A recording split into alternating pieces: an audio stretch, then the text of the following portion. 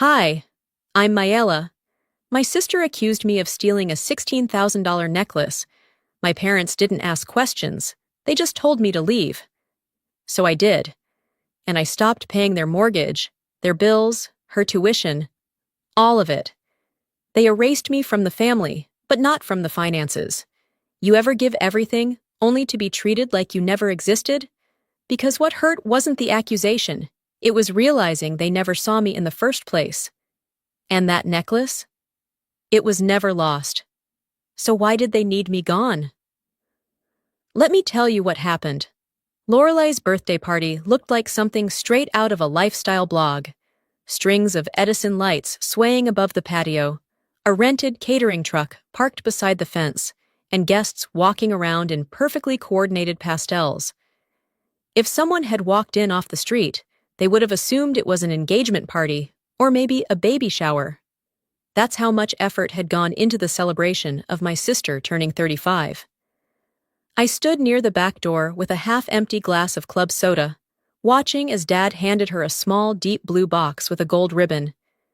It was the kind of box that could only mean one thing: jewelry, diamond jewelry.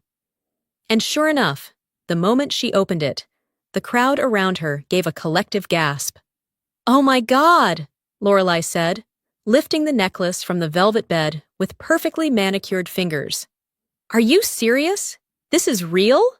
Mom laughed softly and said, "Of course it's real. Nothing but the best for our girl." Our girl! That phrase sat heavier in my chest than I expected. I smiled, even lifted my phone to capture a quick video, one I knew they'd expect me to email later. No one noticed that my hand shook just a little. No one knew I paid for that necklace. I'd wired the money quietly a week earlier, after a phone call from Dad that started with, "I know it's a lot to ask," and ended with, "She's been through so much lately, this would mean the world to her." It was never meant to be about fairness. Just family, he said. I didn't argue. I didn't remind him how many times I'd bailed them out. I simply transferred the 16th and went back to my spreadsheet. It's easy to disappear in a family when you're the one who solves problems silently. Later that evening, while Lorelei was surrounded by friends, taking selfies with her, and the necklace, I handed her a silk scarf I'd picked up from a small boutique. Hand-dyed, lightweight, subtle. She took it, glanced at the tag, and smiled for half a second before moving on to the next gift. I stood there, still holding the card I forgot to give her, watching her hug someone who'd handed her a candle. They clapped when she opened the box, I whispered to myself. No one asked how it got there. I left before dessert. 2 days later, I was folding laundry on the futon in my apartment when my phone buzzed. A notification from Facebook. Lorelei had posted something. The image didn't load, but the caption stopped me cold. "Still can't believe someone would do this to me. My necklace is gone." No names, no accusations. But the implications? Oh, they were clear. At first, I thought maybe she'd misplaced it. Maybe it was a misunderstanding. But then came the comments. "People you trust the most can surprise you. Some folks really have no shame." One of our cousins tagged me with a question mark. I didn't reply. I didn't even like the post. I just sat there, the folded t-shirt in my lap, suddenly feeling like a weight. I stared at that post for a long time. Longer than I'd like to admit. And then the messages started trickling in. Cousins I hadn't spoken to in months, suddenly pinging me with, "Hey, what's going on?" Or, "Do you know what she's talking about?" It wasn't anger I felt, not yet. It was something quieter, more like erosion. Like standing on a cliff and realizing the wind's been stealing grains of ground under your feet for years. You just never looked down before.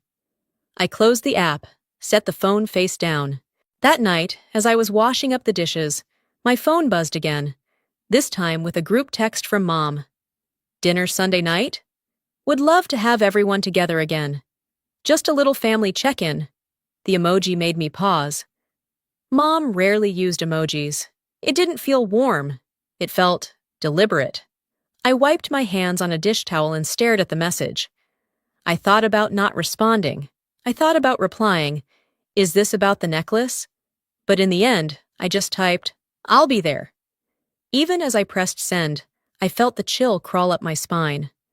Maybe I hoped they'd want to talk things out. Maybe I hoped someone would say, "This is crazy, of course it wasn't you." But deep down, I knew. This wasn't a check-in.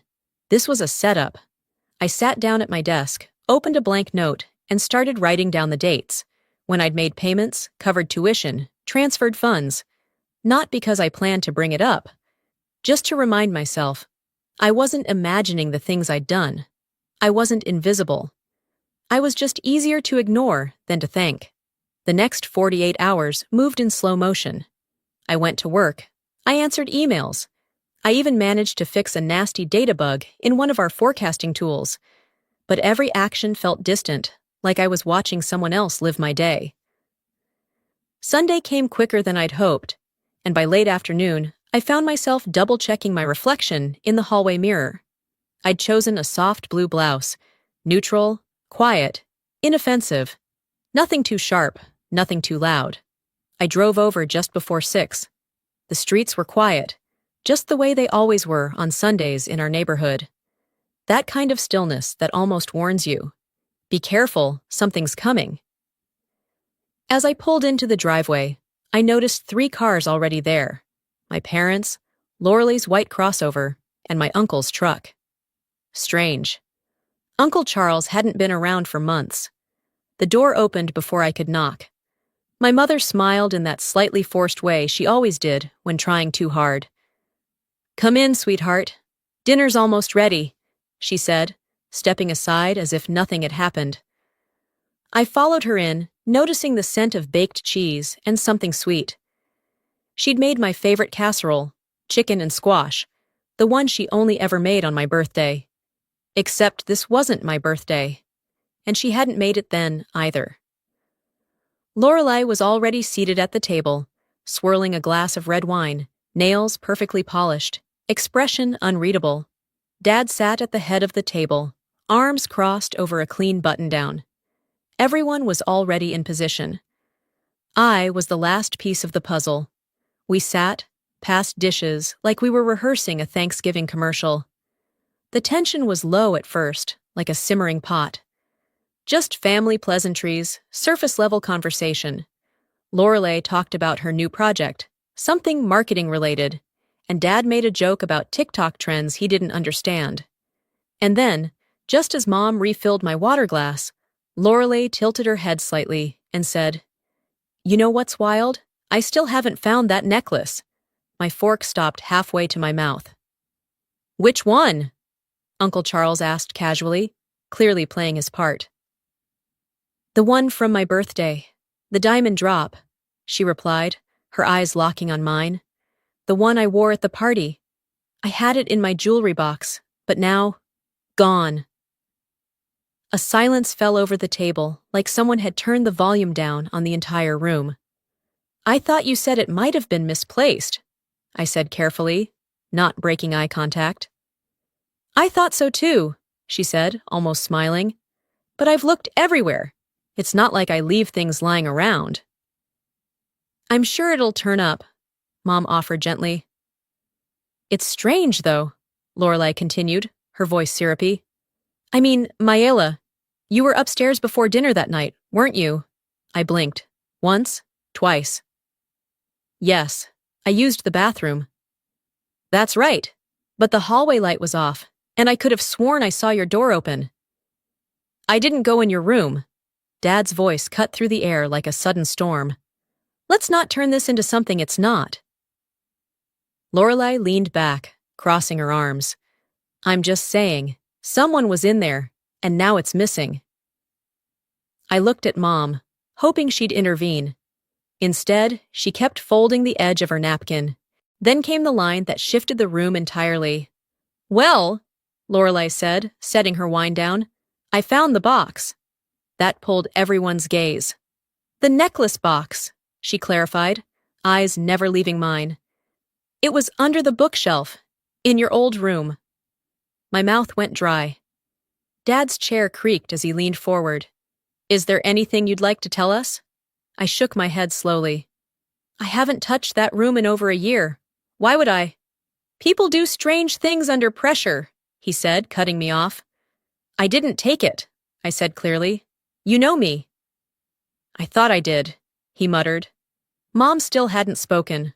Lorelei added, if it was a misunderstanding, you can just give it back. No one wants this to get ugly. There's nothing to give back, I snapped, my tone firmer now. I don't have your necklace. I never did. Dad stood. Then maybe it's best you leave. Cool off. Think this through. Excuse me? You heard me. I looked at each of them.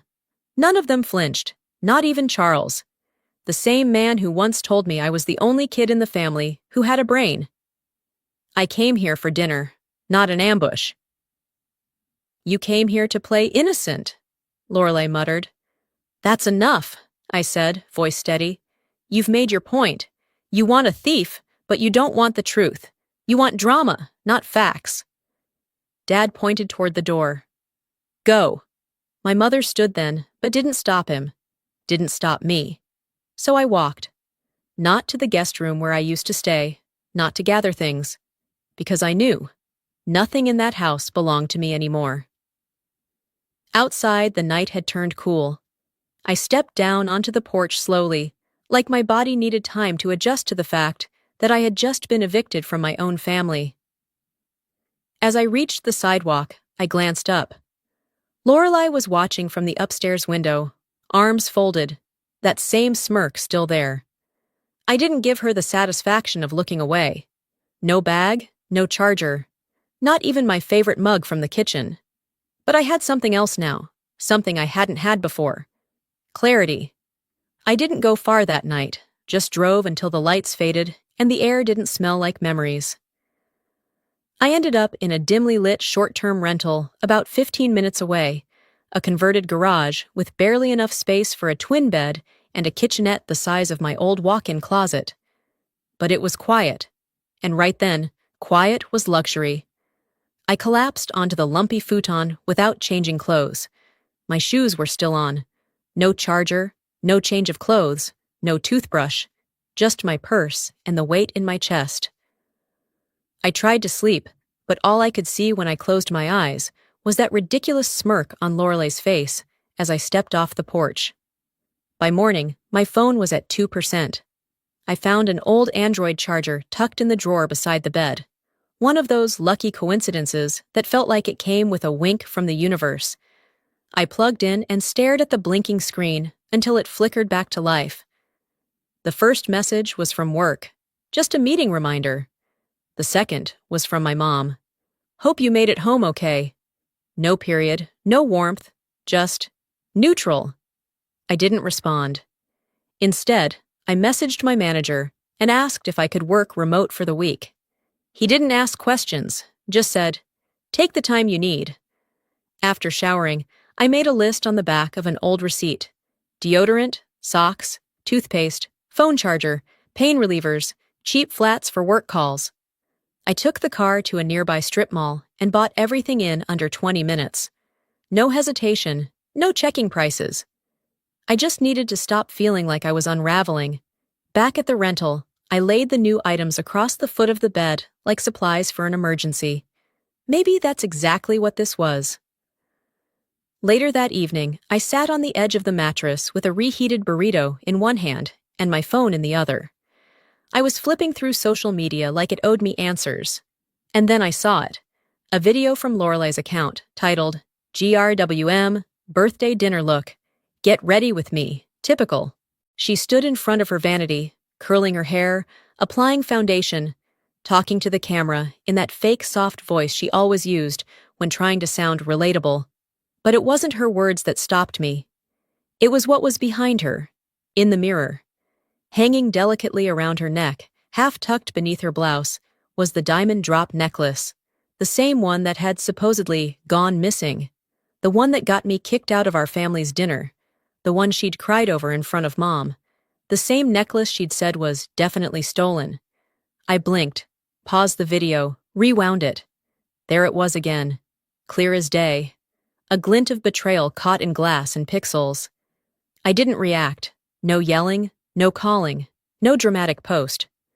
I simply downloaded the video and took 2 clean screenshots of the moment the necklace was most visible, one framed, one zoomed, labeled them, and saved them to a folder titled Backup Personal. No one needed to know. Not yet. I stared at the screenshots for a long time, not because I doubted what I saw. I was past that. I just couldn't believe how easy it had been for her. To lie, to perform, to rip apart decades of trust with one manufactured scene. But that's the thing about people like Lorelei. They don't need to be right. They just need to be believed.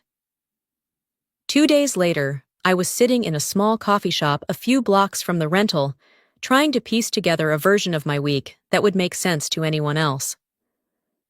My laptop was open. The video paused at the exact second Lorelei turned toward the mirror. The necklace shimmered like it had its own spotlight. I didn't touch my drink, just kept tapping my fingers against the lid. What did I do with this? Send it to my parents? They'd ignore it, or worse, defend her. Say it was an old video, say I misunderstood. Post it online? That would make me the bitter one, the messy one. I thought about confronting her directly, but I already knew how that would go. You're reaching. You're jealous. Wow, obsessed much? She'd spin it in seconds, and even if I cornered her with truth, what would I win? The necklace? The right to sit at the table again? No. I closed the laptop. This wasn't the moment to shout. This was the moment to prepare. I went back to the rental and began organizing everything: bank transfers, tuition receipts, gift records, text messages, screenshots. I wasn't planning a war. I was building an archive. I labeled folders by year, made backups in the cloud. Every time I added a file, I felt lighter. Not because it erased the damage, but because I wasn't letting anyone rewrite what I knew to be real. People only get away with lies when no one is willing to hold the truth, and I wasn't done holding it. By the time I'd finished sorting the files, the clock on the microwave blinked 3:42 a.m. I hadn't noticed how long I'd been working until the cheap desk lamp began to hum from being on too long. My back ached, my eyes burned. But oddly, I felt grounded. For the first time in days, I knew exactly what I was doing. The next morning, I woke to 3 text notifications. One from my bank, reminding me a recurring payment was due for the water utility account. Another from the mortgage company. And one from my mother. Power flickered this morning. Is that something on the city's side? I didn't reply. Instead, I sat down at the small fold-out table that doubled as a desk and opened my bank dashboard. Each monthly payment, electric, gas, internet, waste management, lined up like little digital bruises, proof of what I'd been shouldering alone for years. No one had ever asked how they stayed afloat. They just assumed the money showed up. Like magic. Or maybe like obligation. Click. I canceled the electric bill first. Click. Then the water. Then the mortgage. That one sat heavier. I stared at it for a moment. My name wasn't on the deed, wasn't on the loan. But for over 36 months, my account had paid it. If I don't live there, I said out loud, I don't need to fund it. Click. Each cancellation felt like a window opening. Not because I wanted revenge, but because I finally stopped participating in a version of reality where my absence was noticed only when my money didn't arrive on time. Later that afternoon, I took my laptop and headed to the coffee shop around the corner. It had become a quiet haven, a place where no one knew my last name or my sister's face. I ordered a black coffee, set up near the back, and tried to focus on work. Around 2:10 p.m., just as I was about to join a video call for a product planning session, a message popped up on my screen from a contact I hadn't seen in over 2 years. Jalen Merrick. I blinked. Jalen wasn't just a name from the past. He was Lorelei's ex, the one she never talked about after their breakup. He'd always been decent to me, though we never kept in touch. His message was short, almost clinical. I saw what happened at the birthday dinner. I was at the lounge last Friday. She was bragging about finally getting you out of the picture. I sat there, frozen, the cursor still blinking in my draft email. She said the necklace wasn't stolen, just misplaced. But when your dad reacted like that, she didn't correct him. Didn't stop it. Laughed, actually. He attached a blurry photo. Lorelei at a dimly lit bar, her head thrown back in laughter, the necklace clearly glinting beneath her collarbone. I didn't respond. Not yet. I saved the message, exported the photo, and moved it into a folder marked Quiet Evidence. I renamed it with the date and time. I knew what I was doing now wasn't about confrontation. It was about collection. The message confirmed what I already knew in my gut, but hearing it from someone else, someone who had nothing to gain, it turned the suspicion into certainty. That changed everything. That evening, back at the rental, I opened my laptop again and went straight to the mortgage payment platform. I clicked Unlink Account. The final digital tie between me and that house, gone. Then, I removed my card from the insurance account, and the property tax autopay. All of it. If they wanted me out, they were going to learn what my absence really meant. No note, no warning. Just the absence of coverage, the absence of convenience, the absence of me. I closed my laptop, sat in silence. You don't realize how many ways you're still tethered to people until you start cutting cords. I didn't cry. I didn't rage. I just let go. That night, I fell asleep without tossing.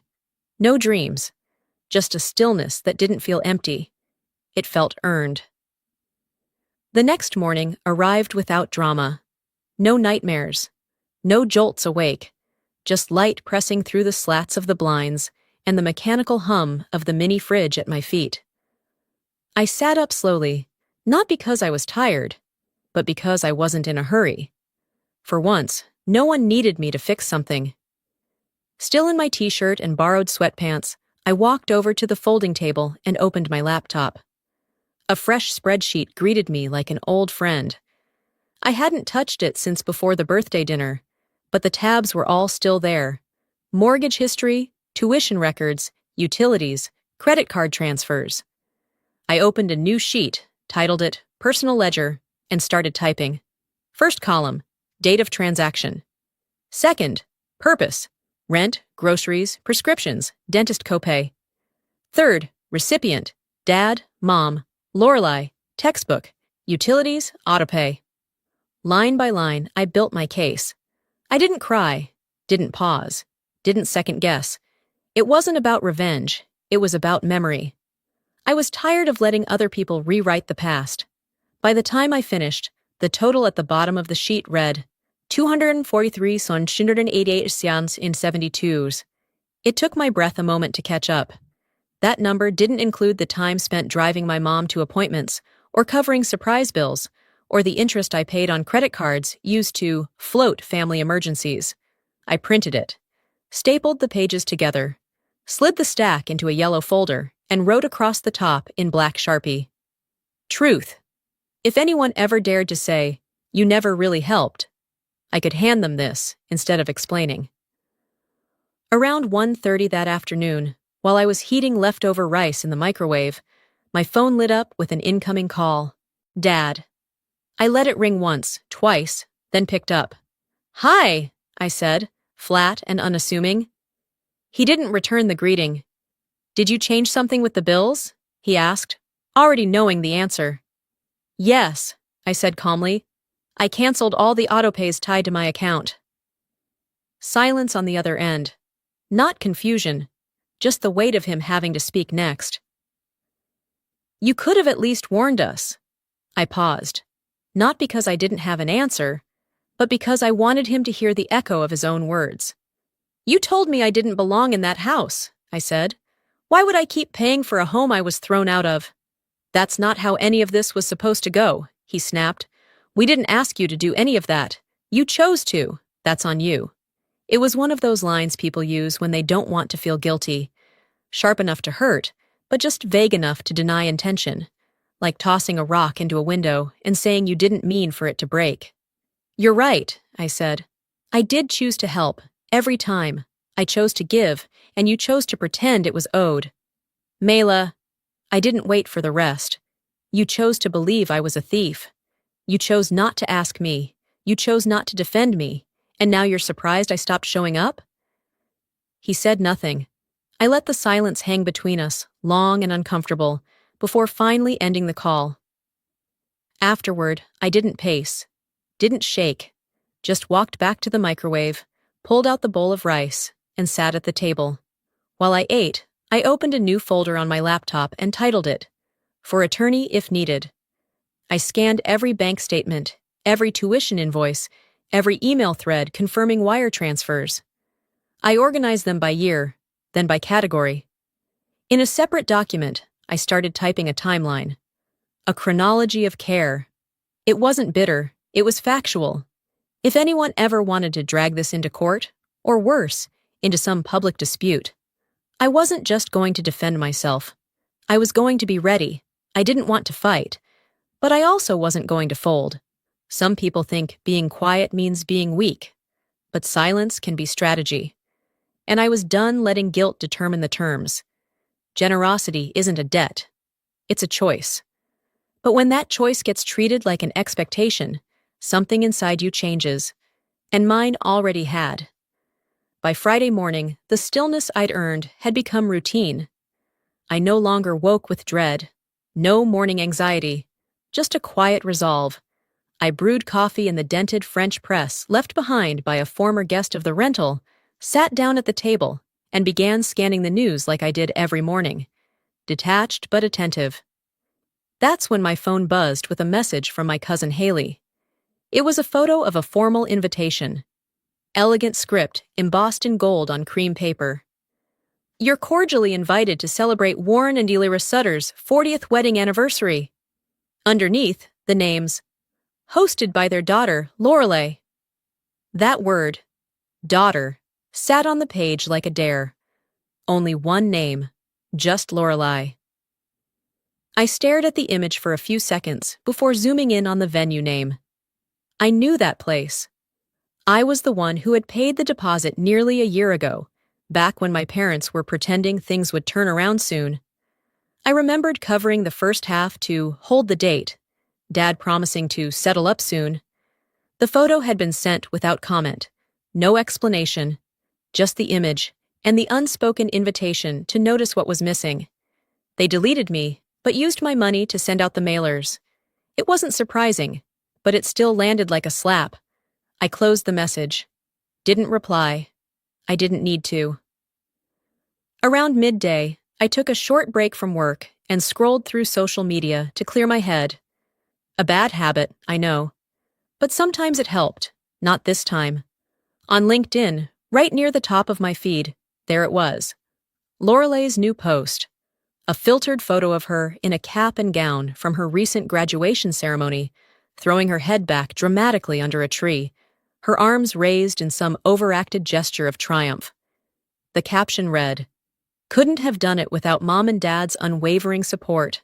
Grateful beyond words."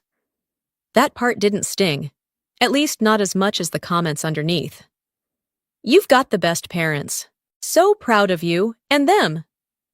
True definition of family." The lie wasn't even creative. It was so cleanly packaged that it almost looked like truth. And no one, not one person, mentioned the fact that tuition at her private grad school ran over $45,000 per year. Or that she'd never had a job that lasted more than 6 months. I didn't click like, didn't comment, just hit save post and logged out. But it stayed with me. I sat there, watching the cursor blink in an empty document on my screen. The words not yet there, but the fury solid and rising. That evening, I opened my email, created a new message. No frills, no extra wording.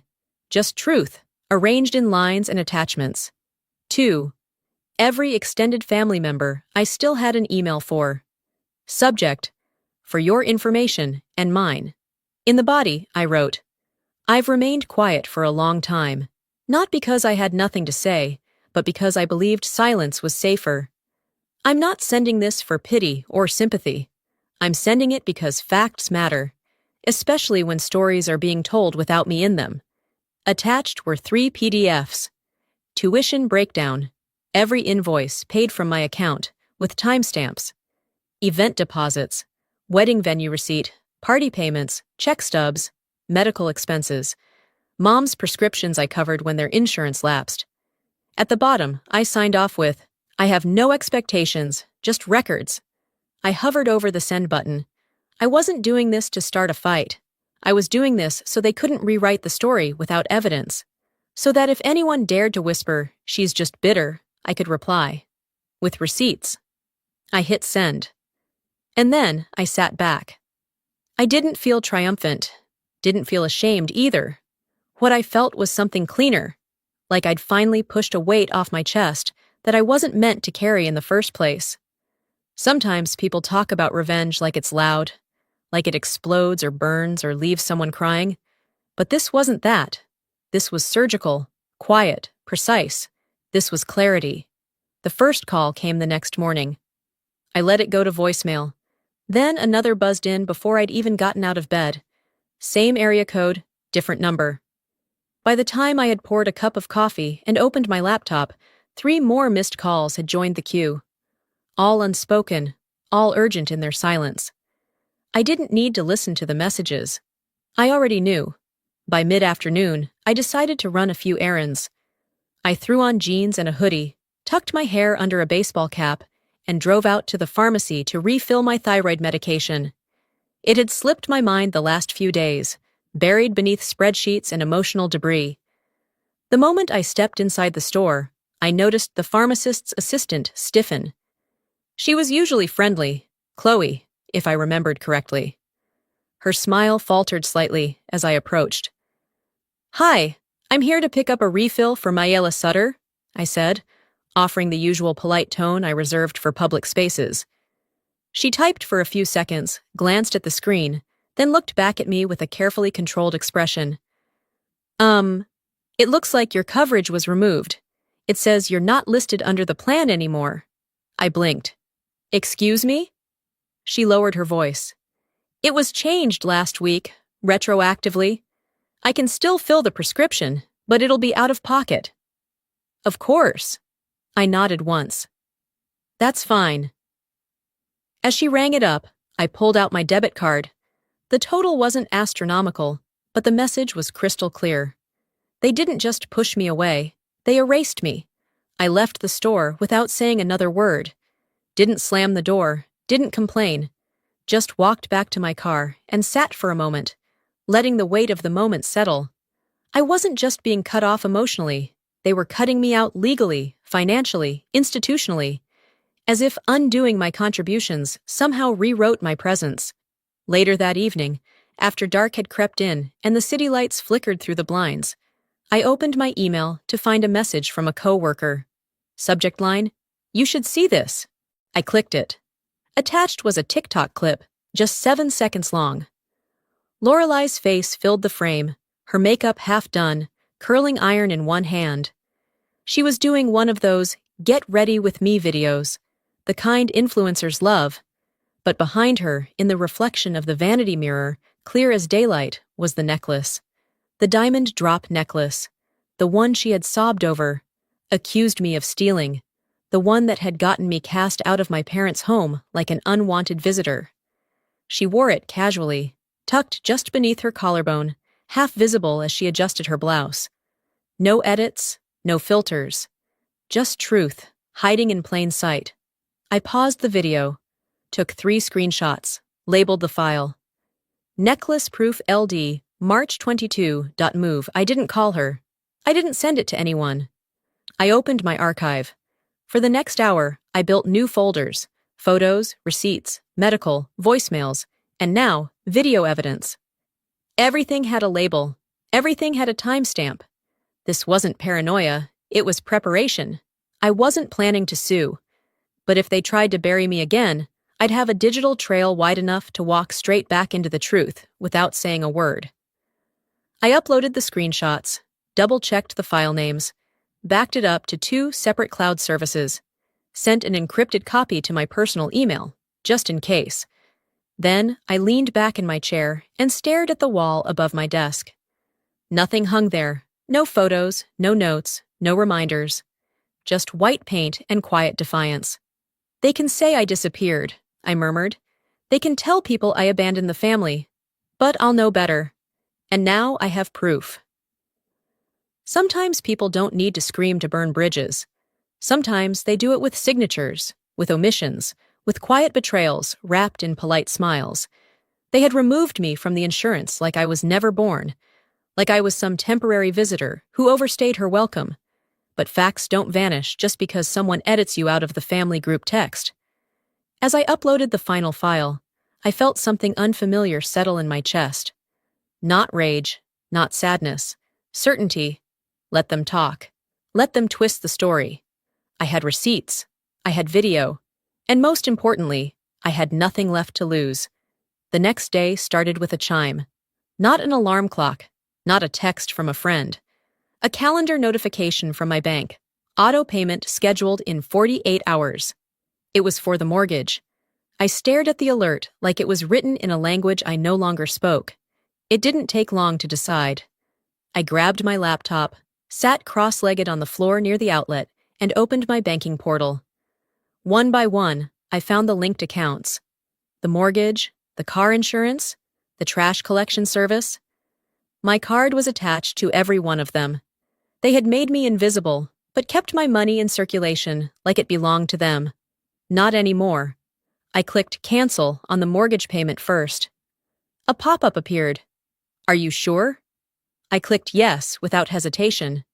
Then the next, and the next, until everything was disconnected. The screen went blank for a second, then refreshed. Just like that. Clean. No part of me was funding that house anymore. I closed the tab and leaned back. I didn't feel proud or spiteful. I felt finished. A few hours later, as I was catching up on a client report, a new email slid into my inbox.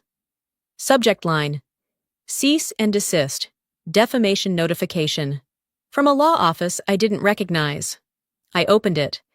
It was a formal letter, templated and icy. The tone wasn't just firm, it was dismissive.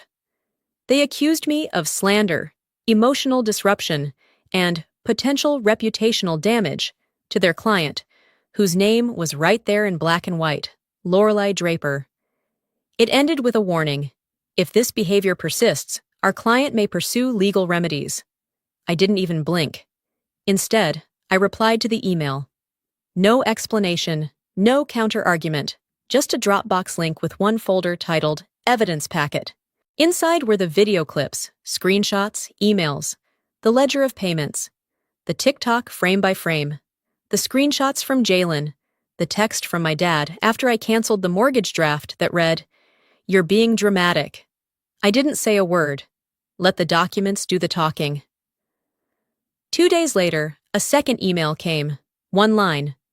Our client has chosen not to pursue legal action. No apology, no retraction, just silence in the form of retreat. By the end of the week, I'd made my decision. The lease on the Airbnb was about to expire, and for the first time in a while, I wasn't stuck. I drove across town and signed a one-bedroom lease under my full name. No cosigner, no questions asked. I changed my number that same afternoon, sent a single message to my job with the update. The rest? Not their business anymore. The moving van arrived the next morning. I packed my few bags, loaded them myself, and left nothing behind but a folded note on the kitchen counter. Thanks for the temporary shelter. M. Driving out of the city, I didn't play music. I didn't call anyone. The sun was setting behind me, casting orange and blue shadows across the empty highway. There was something final about the way the county line sign disappeared in my rearview mirror. No fanfare, no goodbye, no dramatic closing monologue, just departure. I didn't need them to see me walk away. I just needed to walk. They could keep pretending I never existed, but they'd never erase what I carried. And now, they couldn't touch what I built on my own. Justice doesn't always shout. Sometimes it just leaves, quiet, clean, and undeniable. The first week in the new apartment passed without much fanfare. I unpacked slowly, box by box, filling drawers I'd bought myself, hanging curtains that didn't belong to anyone else's taste but mine. There was a kind of peace in choosing your own towel colors. On the seventh morning, I woke up to soft light spilling across the hardwood floors. A breeze moved the sheer panels near the window, and for a few seconds, I let myself believe that maybe this was the quiet life I'd never had a chance to live. Then came the vibration. A text. I flipped my phone over. Mom. The message was short. No, hi. No context, no punctuation. You broke this family. I stared at the screen for a long while. Not because I didn't know how to respond, but because, for the first time, I didn't feel the need to. I didn't tremble, didn't gasp, just tapped and held the message, selected delete, and went back to my coffee. Once upon a time, that sentence would have pulled me apart. I would have replayed it for hours, wondering what I could have done differently. I would have felt like the villain in a story I didn't write. Now it just sounded like someone blaming a mirror for reflecting what was always there. Later that afternoon, I finally finished decorating the bare wall in the living room.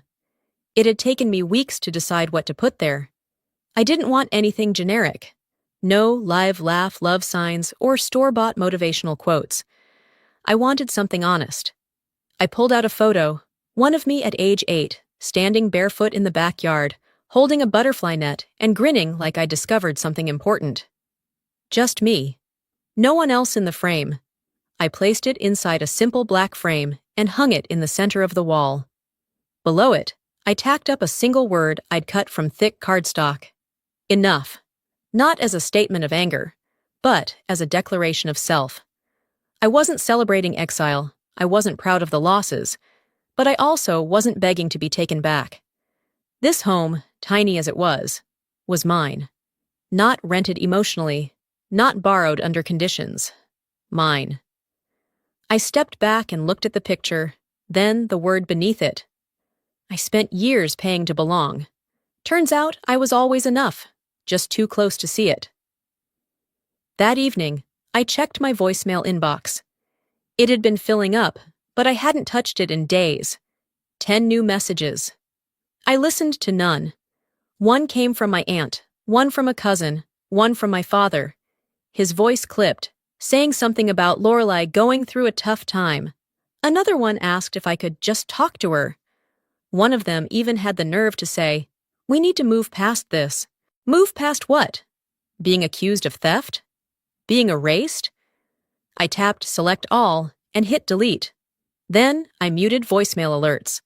A week later, I bumped into my old high school friend while grocery shopping. We exchanged pleasantries, nothing too deep, until she casually mentioned that my dad was working part-time at a hardware store across town.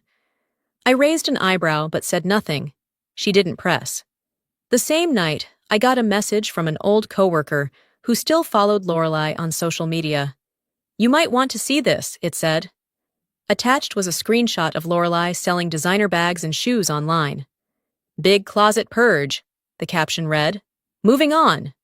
The irony almost made me laugh. I didn't gloat. I didn't screenshot it for revenge. I didn't need to. Sometimes people don't get punished. They just start feeling the weight of what you used to carry for them. The truth had done its job, not by attacking, but by existing. There's a common misconception that closure requires apology, but real healing doesn't wait for anyone's permission. It happens when you stop bleeding for people who keep cutting. And I had stopped.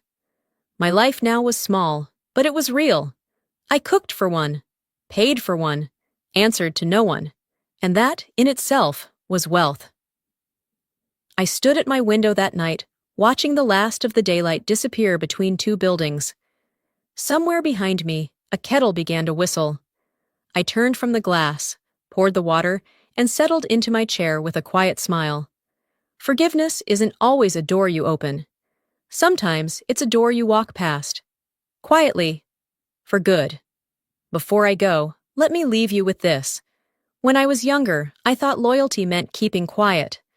That if you loved people hard enough, long enough, they'd eventually see you. But love without boundaries isn't love. It's self-erasure. Sometimes the most courageous thing you can do isn't fighting back. It's walking away with your dignity intact. And no, it won't come with applause or instant peace. but it will come with clarity, with space, with air you didn't know you'd been holding in for years. If this story felt familiar, if you've ever been the one holding a family together, only to be cut out of the photo, then I hope it reminded you. Your worth is not up for a vote. You don't have to be loud to be powerful. Sometimes your silence, your exit, your no, is the legacy. So now let me ask you, have you ever been erased by the very people you held up? What did you do when your giving became invisible? I'd love to hear your thoughts. Drop a comment below. Tell me where you're watching from, or just type 1 if this hit home for you. And if it didn't, tell me why. I want to understand every side. And hey, if you made it to the end of this video and felt something shift inside you, consider subscribing to this channel. We've got more stories that heal, reveal, and remind us we're never alone in what we've been through. See you in the next one.